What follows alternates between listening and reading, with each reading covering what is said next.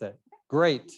All right, well, I'm going to stay focused in 15 minutes and try to introduce a few concepts from economics to help us think about policy in climate change or related to emissions, and then look at two policies that are in play currently, so we can see those concepts applied in practice. I'm an economist, and that's the primary perspective with which I approach these topics. Here are a few key concepts from economics. One is that people care about heating their homes and eating food and about the quality of the air they breathe. Right? So we care about both goods that are bought and sold in a market and things that never show up on the balance sheet, that never get, that you don't go to Giant Eagle for. All right, so we're not just interested in maximizing how much stuff is produced. Right? That's there, but it's not the full story. And a criteria we use to assess different policies is what's called efficiency. And the bottom line with efficiency is, are you using your resources in a way that generates the most value for society? And that usually involves putting those resources in the areas where they're creating the most value. All right. And it involves asking questions like, if we use $1 worth of resources, and don't just think of like $1 worth of your time, think of $1 worth of absorptive capacity in the atmosphere or in the river. Are we getting more than $1 worth of value, of well-being? Thank you. So that's efficiency. And there's a related concept called cost effectiveness, which asks the question, okay, let's just say the policymakers, the public has decided we want to be somewhere. We want to hit a certain emissions target. Then cost effectiveness says, all right, I'm just going to take your goal as given, and then we're going to try to hit that target in the most cost-effective manner. That's cost effectiveness. And then another criteria that we use to assess policy is to think about, before I get into that, I'll just talk a bit about efficiency in climate policy. And as a general rule, reducing emissions is not cheap. It takes resources. For example, if we mandate that power producers need to produce their power in a particular way, as opposed to saying you just produce it however you want, in general, that has caused prices of electricity to go up. All right. But hey, we're doing that not because we want to increase costs, but because we want to get the benefits that come about because of that mandate. And so there we get the benefits of avoided damages from climate change from here into however long that carbon was going to stay in the atmosphere. All right. Now, an efficient climate policy looks like this. It looks like finding all those cuts to emissions where the cost of the emission is less than or just equal to the benefits of getting that carbon out of the air.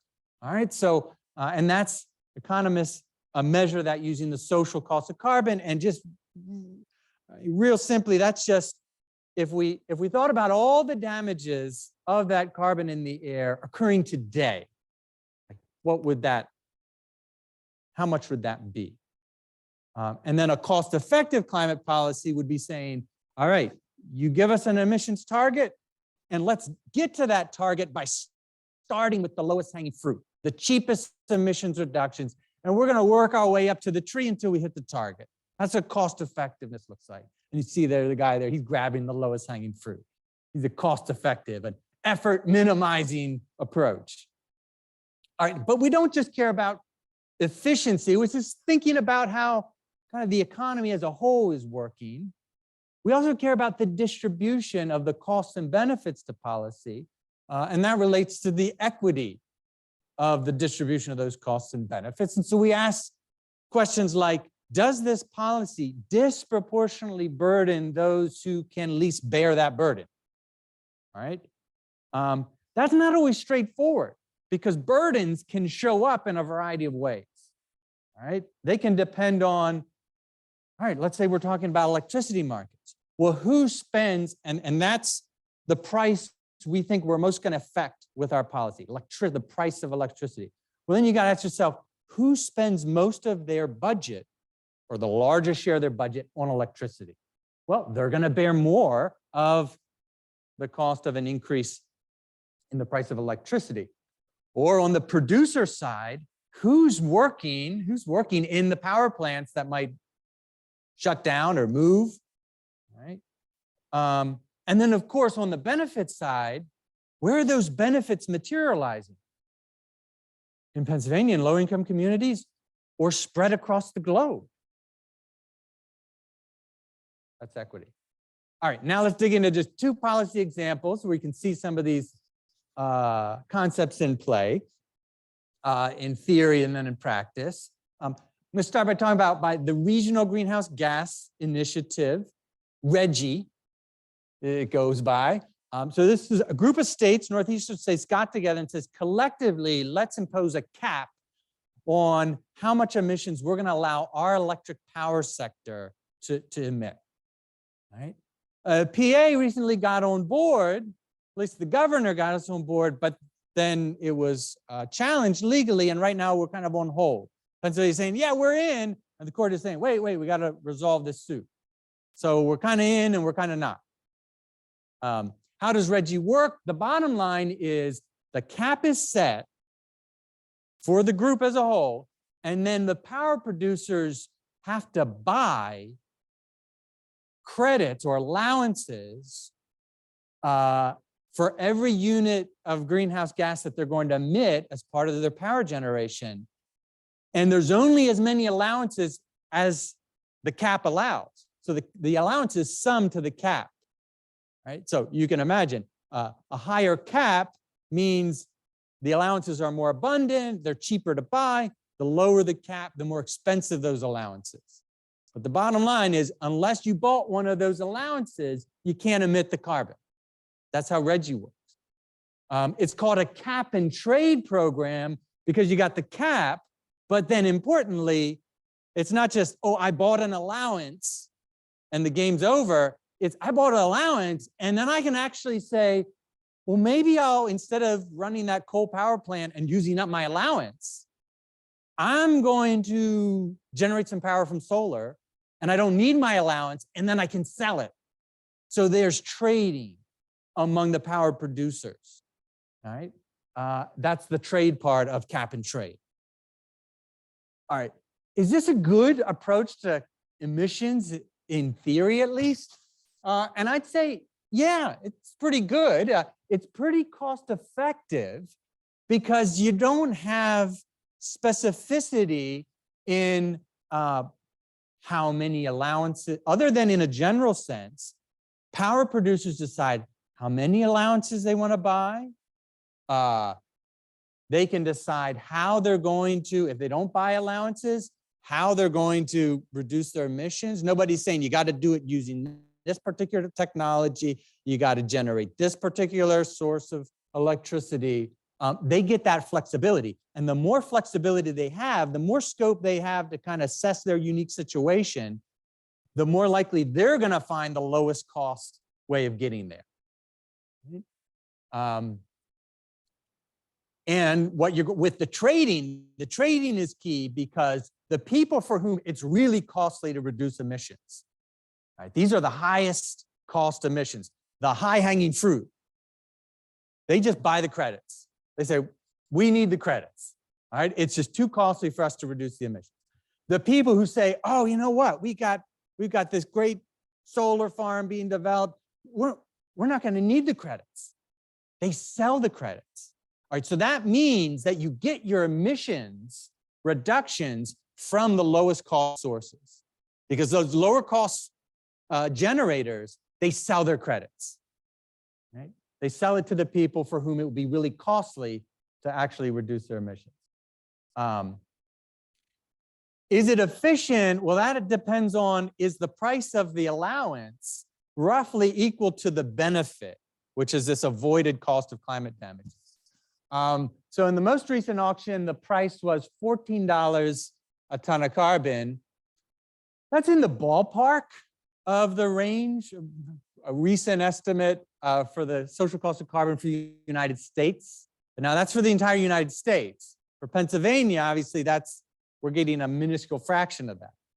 So it wouldn't pass benefit cost test necessarily for Pennsylvania, though it generates revenue for Pennsylvania to then work with.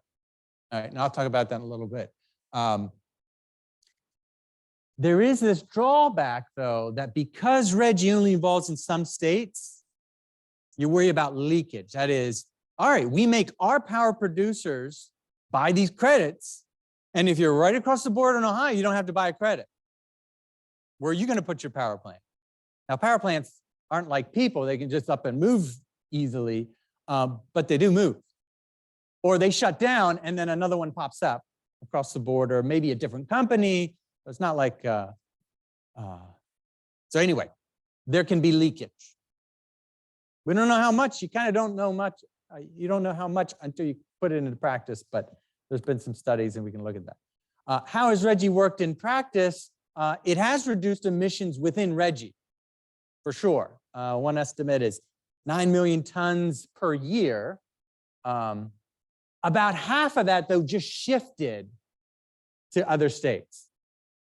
Right? So about 4.5 million tons is now being produced elsewhere. 4.5 million tons aren't being generated, and another 4.5 are just being generated elsewhere.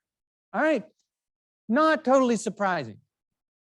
It also caused some shift in employment, again, from the RGGI states to non-RGGI states, all right? Because people work in those power plants, power costs go up somewhat. These effects are fairly predictable. They likely result in PA residents. Again, we're not yet in this, but if we were, what it's going to look like is probably exchanging some higher electricity prices and less power generation in Pennsylvania.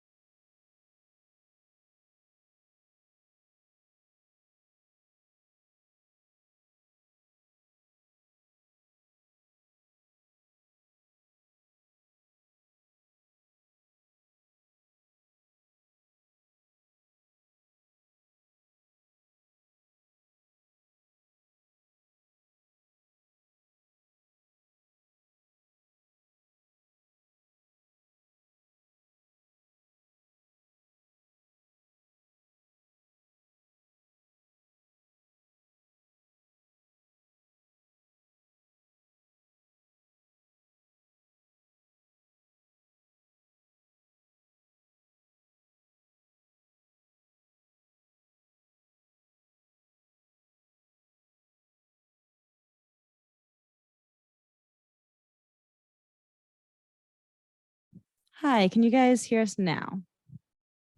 Okay. Great. Thanks for alerting us. We would have just kept stumbling on. All right, where were we? Methane tax. So this methane tax applies to major emitters of methane. Turns out it's going to apply to less than 50 or so facilities in Pennsylvania. That's mostly landfills, turns out. So Pittsburgh's got its landfill, it takes stuff to every area has its landfill that it uses. Well, landfills generate methane. As stuff decomposes, generates methane. And facilities vary in whether or not they're capturing that methane. And in this case, if you're not capturing, you better capture it or you're going to be paying the tax. All right. That's how that's going to work. Is the methane tax efficient? Is it cost effective? Well, a tax like cap and trade are fairly efficient in that they give people flexibility for how they're going to respond. So in the case of a tax, you actually don't have to pay the tax. You can actually just reduce your emissions. And how? Well, you figure it out. We're not going to tell you how you do that. We're not even going to tell you you have to pay the tax. We're just going to say, if you produce the emission, you're going to have to pay the tax. So this gives people a lot of flexibility, and that generally leads to more efficiency, as opposed to saying, everybody's got to do practice X. Everybody's got to install equipment Y. All right. So that allows facilities to find the cheapest ways of complying for them, given where they are, given the nature of their landfill. And then whether or not it's, the tax is too high or too low from an efficiency standpoint goes back to this social cost of carbon or carbon equivalent. So the tax is higher than the US social cost of carbon, not wildly so. And you do have to recognize that social cost of carbon, it's an imperfect number. I mean, what they're trying to do is think about how does a ton of emissions affect the global climate over the century, and what physical changes are actually happening in rainfall and temperature, and then translating those physical changes into economic damages. And there's just a tremendous amount of uncertainty. So it might be lower, it might be a lot higher. All right, there's uncertainty there. If we were looking at the global social cost of carbon, the methane tax is probably below it, on par with, towards the lower bound of it. You do have a concern, this leakage concern again. So this is a problem when you set a regulation and say only these folks need to comply. If you're below the threshold, you don't have to comply. You think about how people respond to that. Well, they figure out a way to get below the threshold. That's a way of avoiding the tax. In the case of Reggie, it was they just moved the facility outside of the place where outside of participating states. So that might be a concern. All right, I'm gonna end there. So we've got plenty of time for Representative Covington and questions, but I'm gonna give you these takeaways. For economic analysis, we're always keeping in mind people care about lots of things. They care about the material things that they buy and sell, in the market, and they care about things that we don't trade. All right, their leisure. They care about the air they breathe, the landscape that they get to see. Reducing emissions involves cost, but also create benefits. And a good policy is asking the question, are we getting a good deal? We're using resources to get cleaner air. And how much do we value that cleaner air? How much are we spending to get it? Reggie in particular involves predictable trade-offs between you're paying more for your electricity, of course, not surprising, because now the cost of your electricity includes the cost of the emissions. But you're reducing your emissions and the state has revenue that it can use it however it sees fit. The methane tax is likely higher than the US benefit from reduced emissions, but probably not the global benefit. In the case of Pennsylvania, as far as I'm aware, there's no federal, we're going to collect the tax and then devolve it to you, Pennsylvania. So, our taxes, Allegheny County pays to get rid of the trash. They pay their tipping fees. Well, their costs are going to be going up if they don't have a cheap way of complying with this. They're going to be paying this tax, and then that's going to translate into the city budget. And it doesn't look like there's anything in the federal program to then offset that with, oh, we collected this tax from your facilities, here's it back. Now you figure it out. You can deal with the consequences of the tax using this money. All right, I'm gonna end there and turn it over to Representative Covington. And there's some references that I referenced. That was awesome. Thank you so much, Dr. Weber. Sorry, everybody, about that minor slip up with the sound. but we will figure that out. So next up, we have the Honorable Martel Covington, a PA House representative for District 24. Representative Covington was actually born and raised here in Pittsburgh. He attended Central Catholic High School here in the city, and it's been his life's mission to serve the Pittsburgh community. In 2010, he graduated from Howard University with a Bachelor of Business Administration degree. And then for more than 12 years, he has worked in various roles for the Community Empowerment Association, which is a social service organization on the east side of Pittsburgh. And eventually he has become the Assistant Director of Youth and Family Services for that organization. He is currently chair of its board of directors as well. He served as a legislative aide to State Senate Democratic leader Jay Costa, where he worked on critical developments for the Pittsburgh region, including serving as a leadership team member for the Oakland Business Improvement District's strategic plan and as a technical advisor for the Oakland Plan. Representative Covington was elected to the House in April of 2022, and he serves on the Environmental Resources and Energy Committee, among others, in the PA House. So we're super excited to have him. So please, everybody, welcome Representative Covington.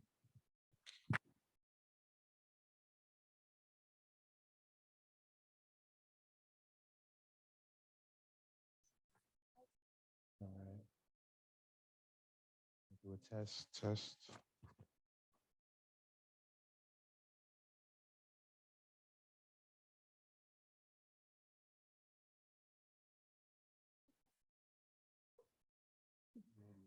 You're the best. Thank you so much.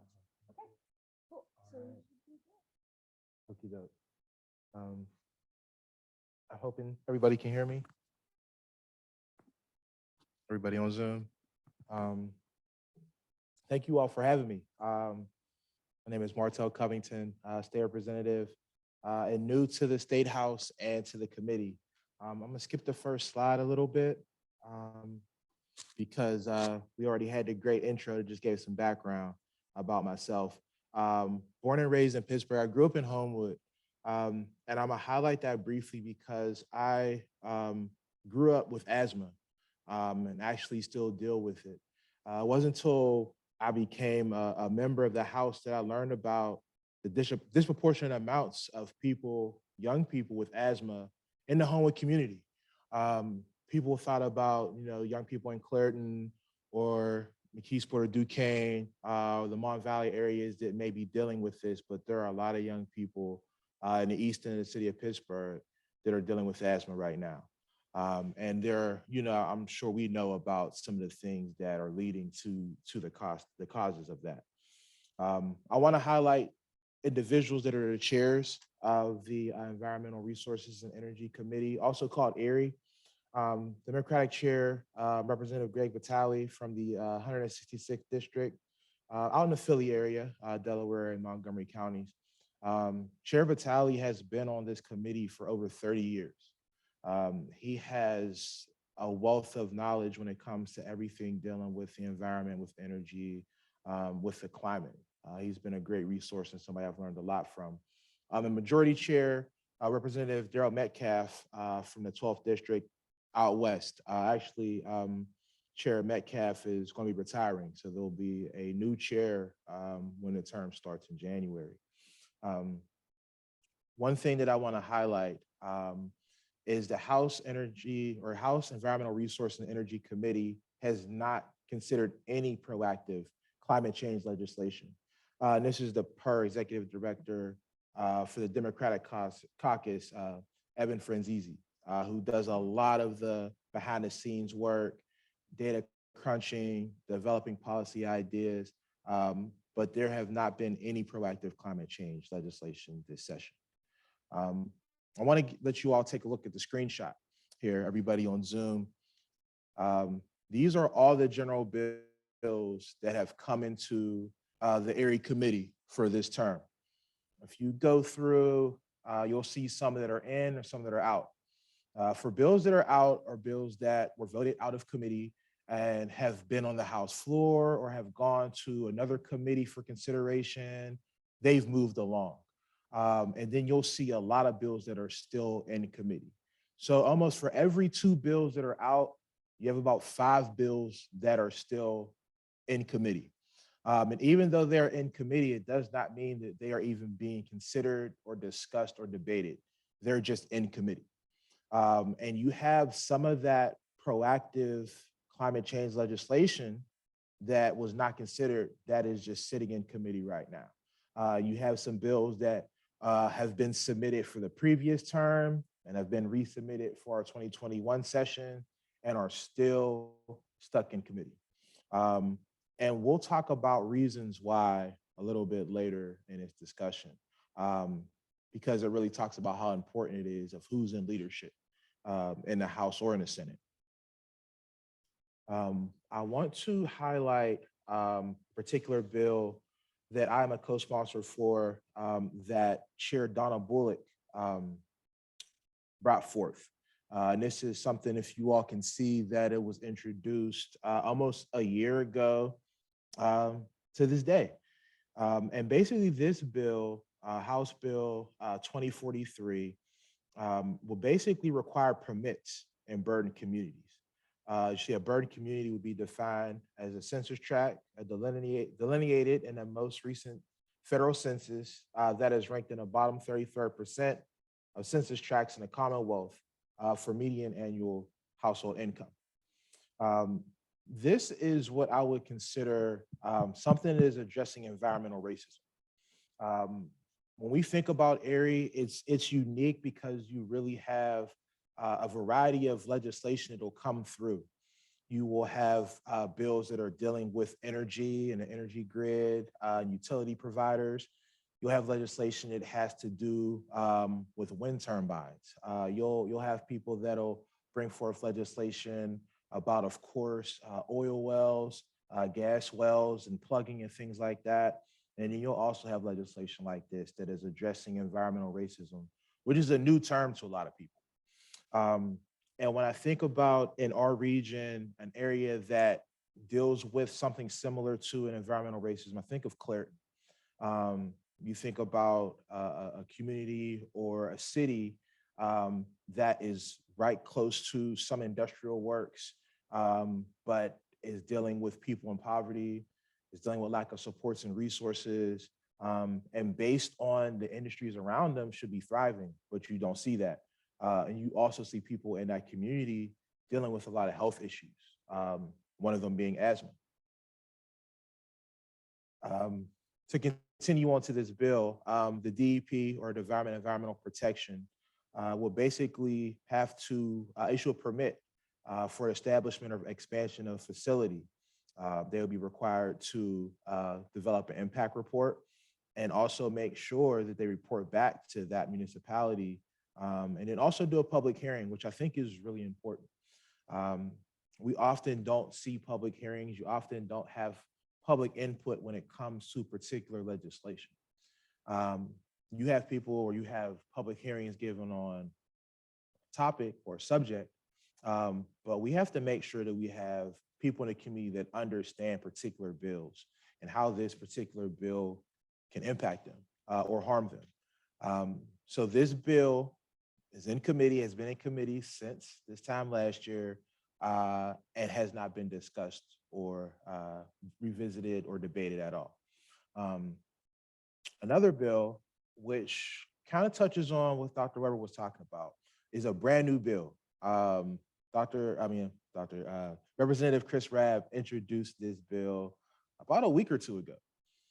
And this is an act establishing greenhouse emission fees on manufacturers, establishing the Greenhouse Emissions Fund, imposing duties on the Department of Community Economic Development. And basically, it's establishing a per ton fee on greenhouse gas emissions for the biggest corporate polluters in PA. And this is kind of similar to what Dr. Weber was talking about with Reggie and development of taxes and things like that.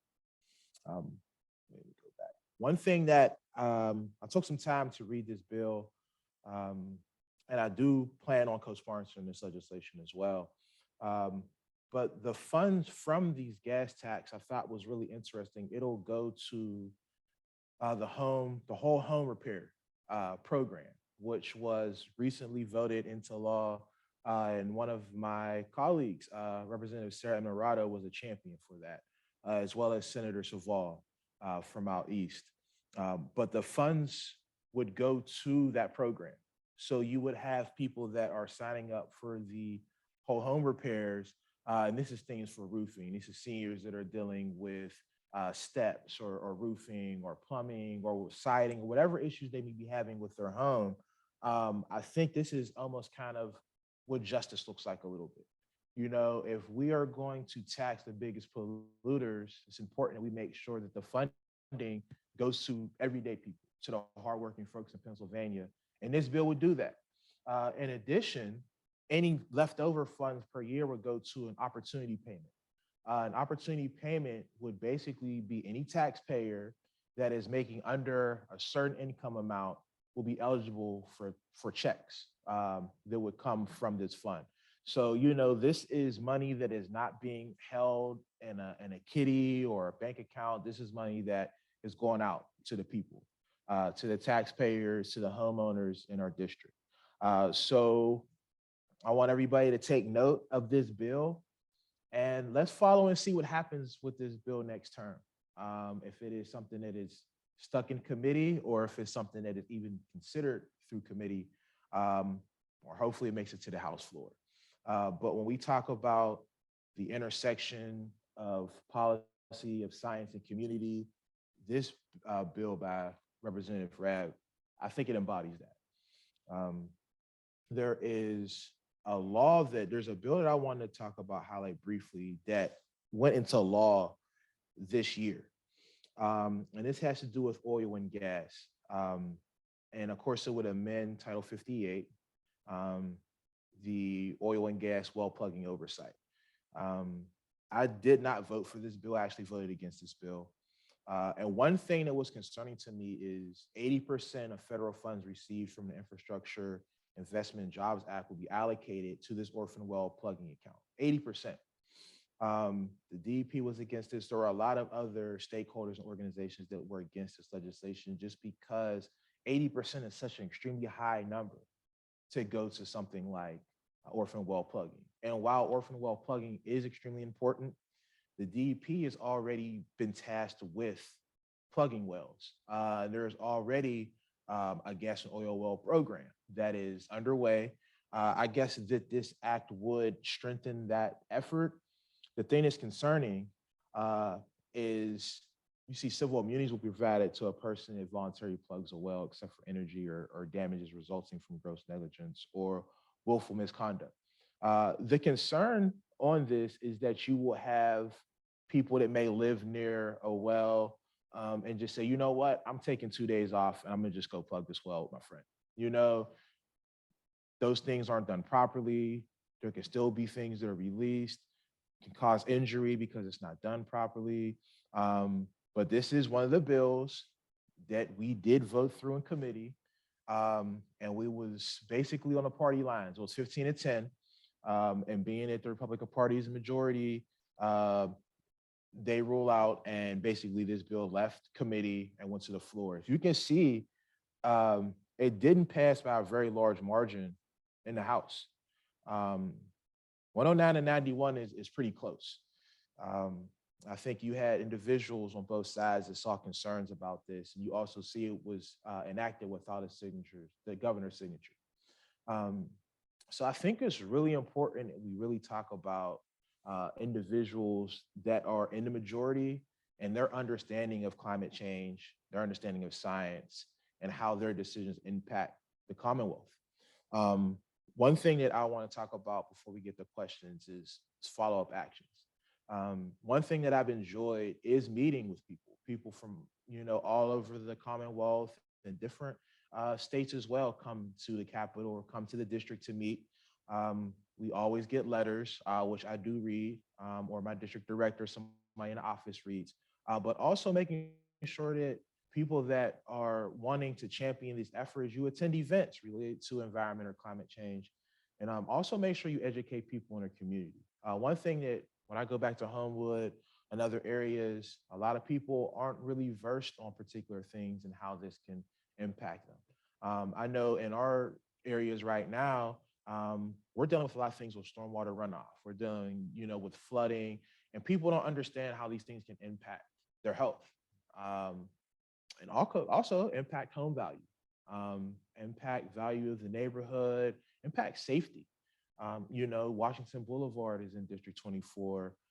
There is a lot of work that needs to be done, and there is some extreme flooding that happens down there often. There have been lives that have been lost on Washington Boulevard just based to the amount of rainfall that we get in the city of Pittsburgh. So for me, if I have a charge or challenge for everybody that's here and everybody that is on Zoom, is make sure that you're having a conversation with a legislator.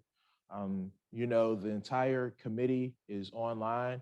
Contacts, addresses are all online. I think it is super important that we have conversations about the environment, about climate. Sitting on the committee this year, I realized I don't want to name call, but there are people that don't believe that climate change is happening. That climate change impacts Pennsylvania. And these are my colleagues. These are elected officials.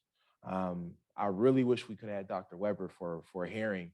That would have been fantastic. And maybe that's something in the future that can happen. But we need to have people that understand this, understand that science is real, and making sure that these are the individuals that are educating legislators, educating colleagues. I want to also make sure that, you know, I provide my contact information for anybody that wants to follow up or have an additional discussion. But I'm looking forward to the Q&A. There are a couple of things that I want to make sure that we discuss during this process. But thank you all for this time, and I look forward to the Q&A. Thanks.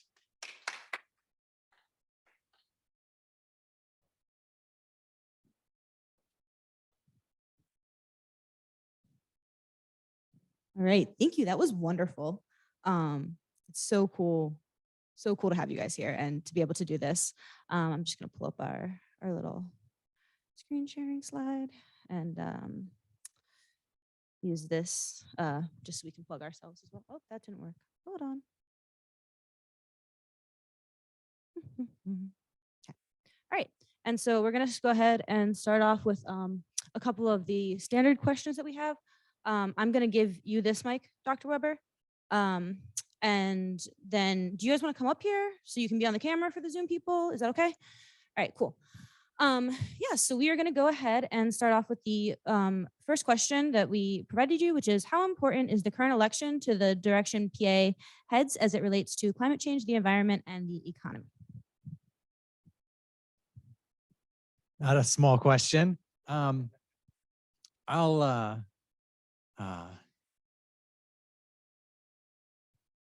I think there's a lot of reasons why I believe it's not as consequential as the rhetoric, and there's reason for that. Let's just take Reggie. All right. Well, we know if Mastriano is elected governor, he stated we're out of Reggie.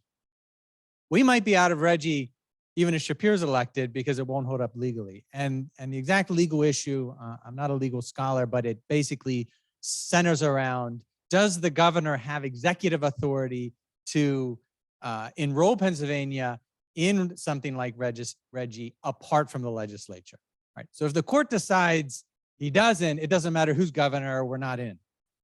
On something like energy development, you know, there you go again. Mastriano says, we're going to unleash the energy industry in Pennsylvania.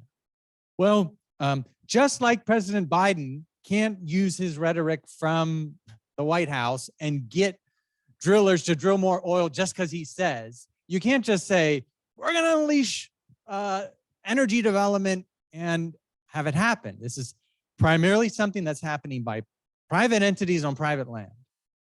They're going to drill if they want to drill. And unless you're changing the profitability, it's not as if they're going to do anything that much differently. You can tweak regulations. In the case of Pennsylvania, we don't have a severance tax. We have an impact fee. It's a fairly small fee. So I guess you could waive it, but it's a very small share of the total cost of drilling a well. So it's not going to have a large effect on drilling. So I think some of the rhetoric exceeds the practical consequences. Not to say there aren't clear policy differences. I mean, I think different policies will be pursued as far as how different the long-term emissions trend is for Pennsylvania.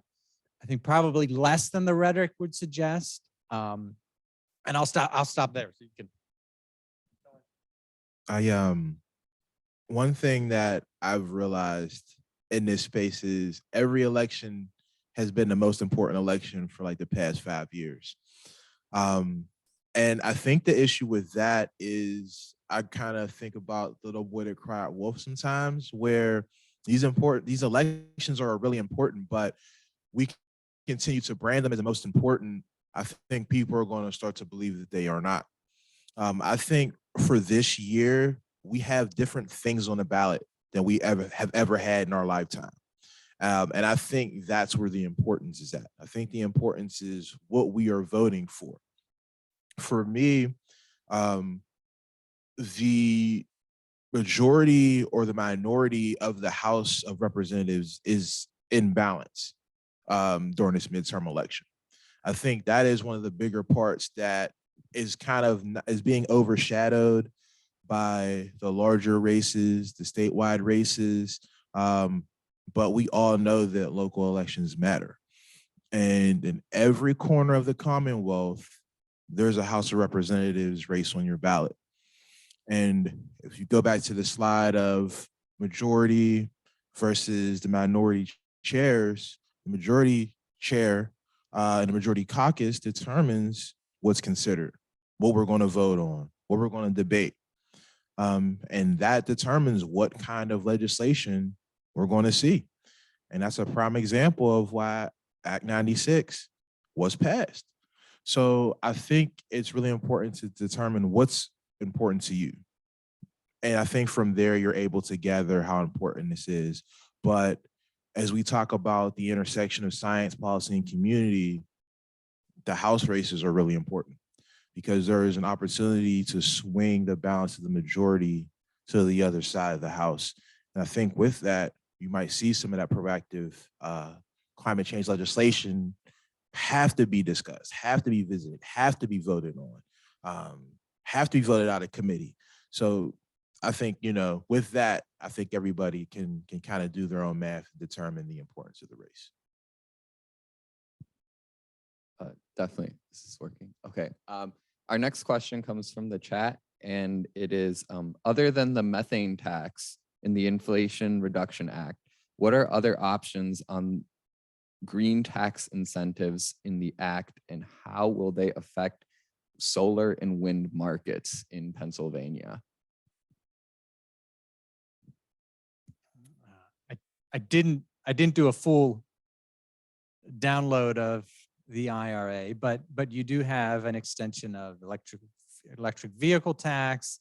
You have, I think, extended production tax credits for various for wind and solar, and so of course those things greatly help to incentivize adoption of those technologies. But I don't know. So Washington is very good at handing out tax credits. That's a popular policy. Things like the methane tax, that's fairly new. So as far as I'm aware, there's nothing else in the Inflation Reduction Act that does what economists often say is the most direct, most effective policy, and that is you don't give free money to things you want to promote.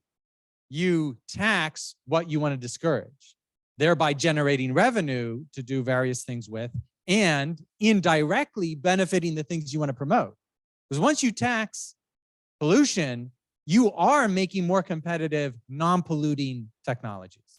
So, anyway, I'll stop there. I'm glad that was mentioned. I had a piece. I left my papers back there when I was up here.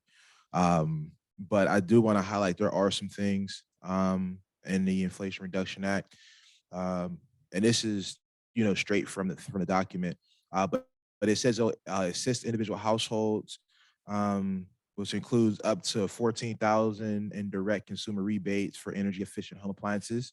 There's 30% tax credit for solar installation and up to a $7,500 tax credit for the purchase of electronic vehicles. And it says, in working to build a clean energy economy, the act helps provide 950 million solar panels, 120,000 wind turbines, and 2,300 grid scale battery plants. So these are all things. And it also says the act also advances cost-saving clean energy projects at rural electric cooperatives. And these measures are projected to reduce greenhouse gases by 1 billion metric tons by 2030.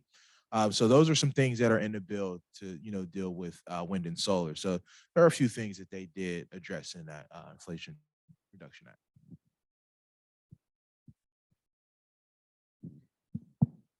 Is this working? Okay. This might be the first time I've ever used a microphone. So this is kind of a broad question because I'm kind of new to all of this, but like, what do you see as like the biggest flaws in the way that we currently design climate policies? Like the current like paradigms and models that we use. I'm thinking of like Dr. Weber's discussion of like picking the low-hanging fruit or like balancing social costs versus financial costs. Like, do you think these are sufficient? Like, what changes need to be made? Go first. Okay, yeah. Yeah, for me, and some people probably gonna be mad at me for saying this, but whatever. I think one of the greater flaws is that some of the policy is not based in science. I think that there are some bills and legislation that if you all could see some of the legislation that's presented, it'll make your head hurt. So it's the same when it comes to environmental resources and energy. You have people that are developing legislation that don't have any experience in science, in energy, in development, in business, in economics, whatever it is. These bills are not based in that. And I think that's the greatest flaw, because you have bills that are really harmful that are coming along because of the name that introduced it, right? Or because of the committee it's coming through in the relationship that that person introduced it has with people in that committees. And I think that's the greatest flaw, because it does us an injustice, because we have excellent legislation, on the spread that I gave you. Some of those bills are amazing, and they're not seeing the light of day based on who it's introduced by. So once again, I think the greatest flaw is that just some of our legislation is not based in things that are sound or concrete. Two things that relate to framing, and they're very important for how you then think about solutions.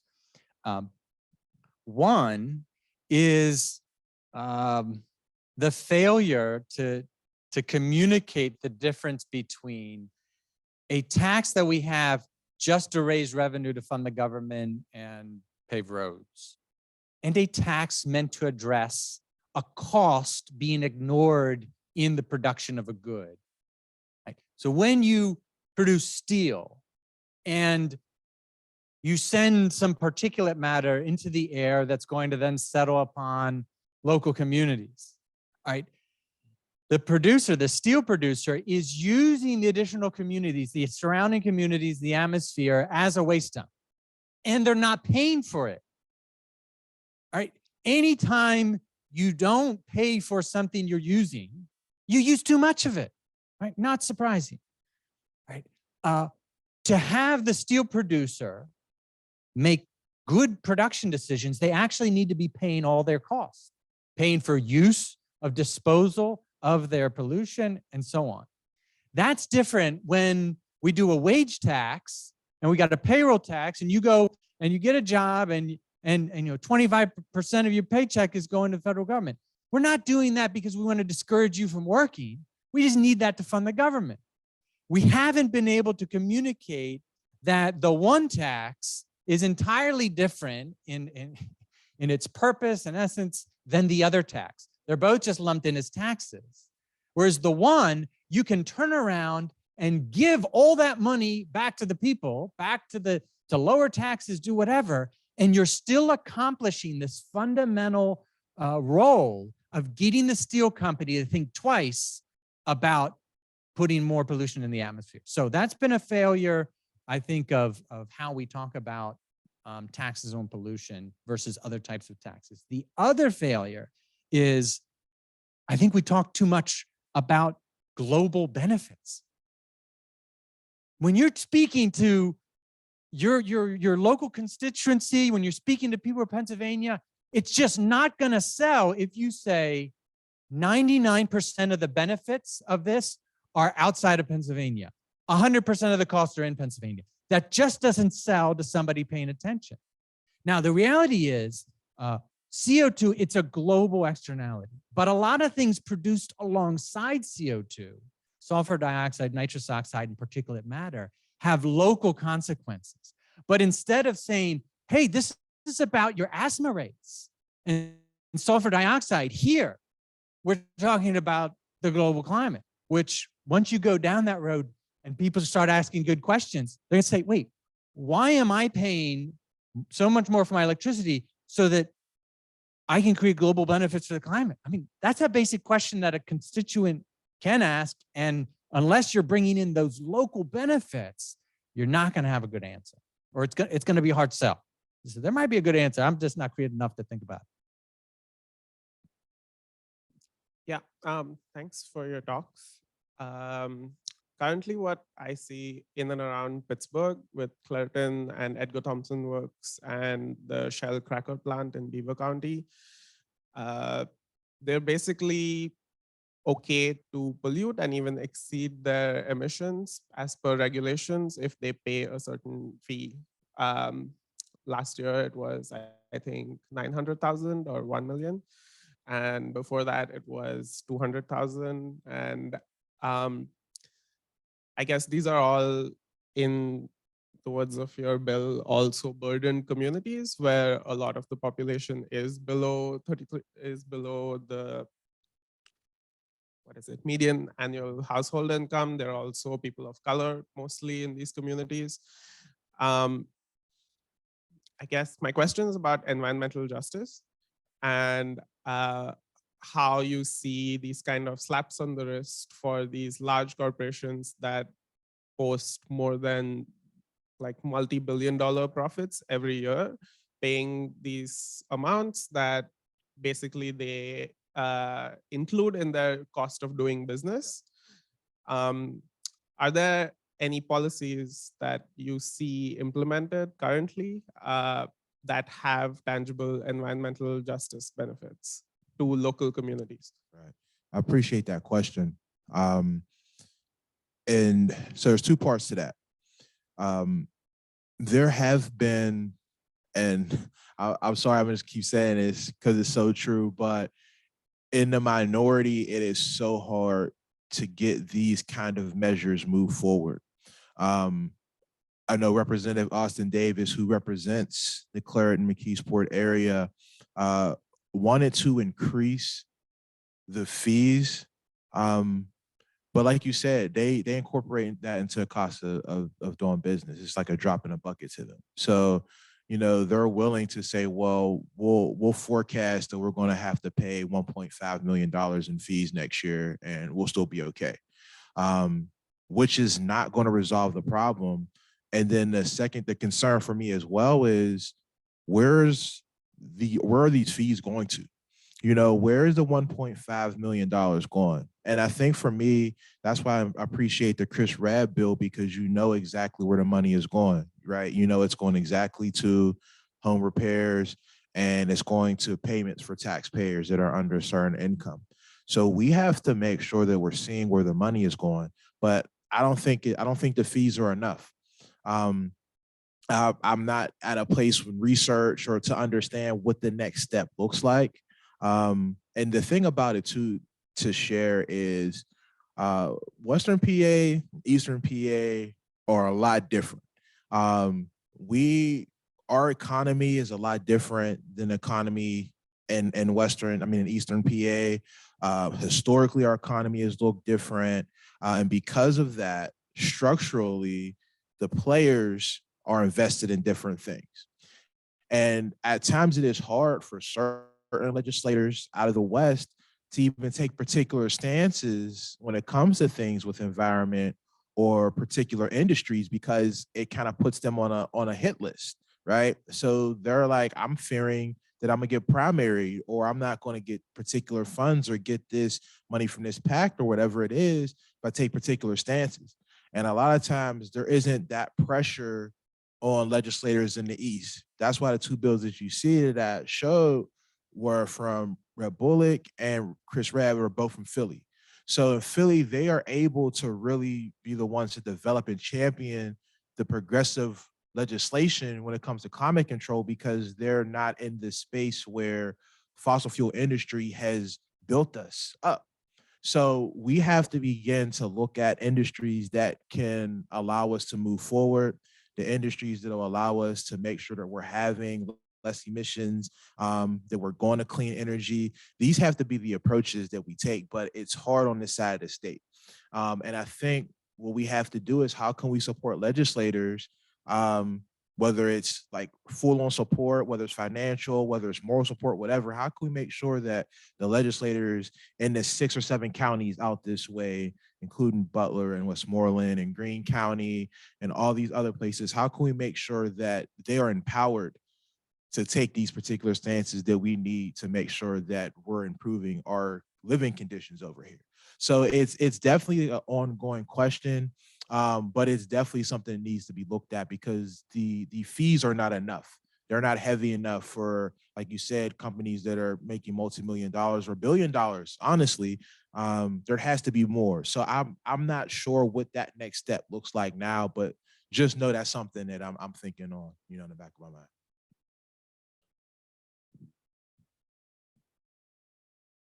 I mean, the only thing I would build on that is,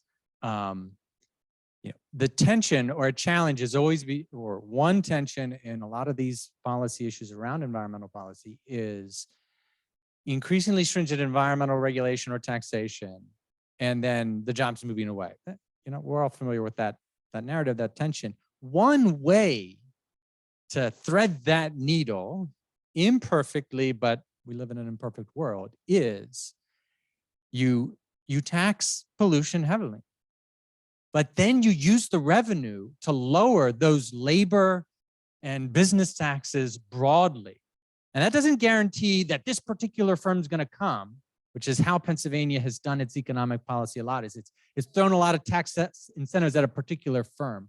Well, I'm not a big fan of those types of policies, because elected officials oftentimes just aren't great venture capitalists. We just don't, it's hard. It's not their job. All right.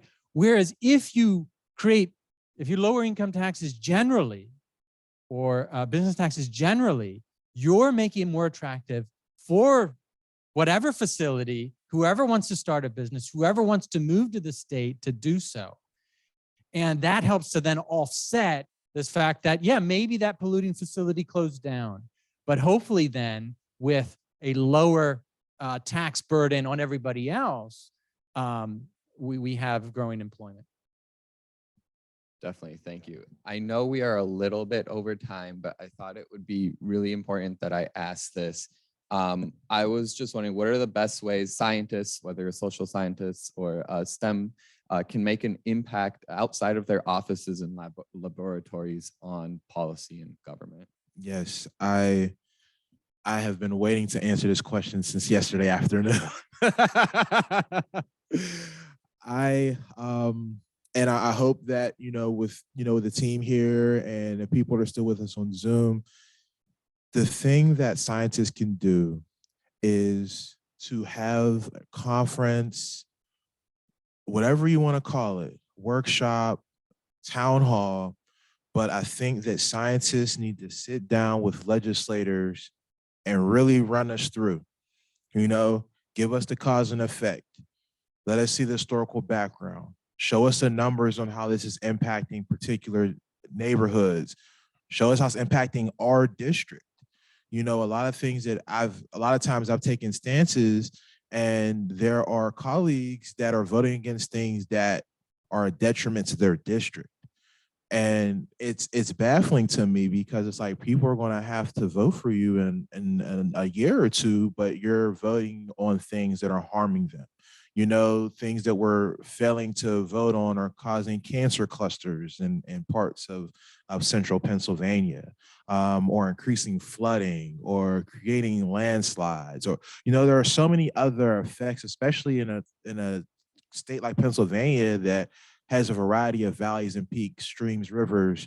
A lot of people don't have that kind of landscape that we have here, but creating that conference, whether it's a day or 2 or 3, and you can go by committee, you can go by district, but have a space where legislators can really sit down with scientists and get the basis. Because a lot of times we're informed by individuals that are just being sent to provide us information, opposed to people that know that. So whether that's something that could be done in Harrisburg or the district, but that's what can be done. Scientists, take some time out on the weekend or a random Wednesday, but really make sure that you're sharing that information with the legislators so that we can go into committee and have that institutional knowledge on what this bill does, right? Because a lot of times you can interrogate people that introduce bills or people that are championing particular bills. If I'm able to go in there with a docket about particular things, I know the questions to ask to punch holes in the theory that they're trying to present to us.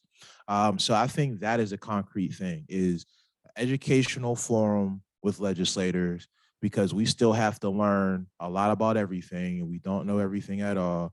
And that's one thing that we have to get out of the assumption of, is that your lawmakers know everything about everything. We are still learning on the job, but providing that space is key, because if you look at a lot of reps bios, science is not on there, right? So I think that that's super important as something that can be done. I'll keep it brief, but 3 comments. One, it is valuable for the community, the policymaker, and the scientists to talk. All right, that goes both ways. That's beneficial. The scientists to think about their work, informed by the community, and for the community to have that technical knowledge, and for the scientists to have to exercise that ability to communicate to a broader audience. Good things. 2 caveats. One, scientists, when they move into the policy space and interact with a representative, a political decision maker, they've got to recognize that they generally are a great specialist in 1 or 2 things, right? If you spend all your time, have done 10 years of research on how coronavirus transmits itself and that rate, and then you go to meet with a representative and he says, should I close the schools for 3 months, for 6 months, for 9 months? That decision involves a host of considerations. So the scientists cannot walk in thinking, because they own this particular angle on the picture, that therefore they have a corner on what should be done policy-wise. Those are 2 different things. All right, it's very helpful to have that technical knowledge come into, but the decisions involve a lot of considerations. And so the scientist needs to appreciate that. Second is, the more that the scientist moves into what might be called advocacy, wedding their reputation, their name to particular approaches and policies, I think the less credible they will be as someone to produce the research, right? This is just, I think, an inherent trade-off. If Representative Ocasio-Cortez or Senator McConnell went back to graduate school today and got their doctorates in climate scientists or whatever, their results, their research is going to be colored by the commitments they made, the policies they promoted before. They will not be able to be entangled. And so as you're entering that advocacy space, be aware that there's that tension. You stake your reputation to a particular policy, that's like a sunk cost. You've done that, it's out there. There's a reason why elected representatives rarely say, that thing I voted for and championed and sponsored 10 years ago, total mistake. All right, that's we understand why they don't, announce that from the mountaintop. All right, but as a scientist, man, you should be holding loosely your past commitments as new data and analysis comes in. And there's just a tension there. And I'll close with that. Thank you so much. We really appreciate it. Thank you.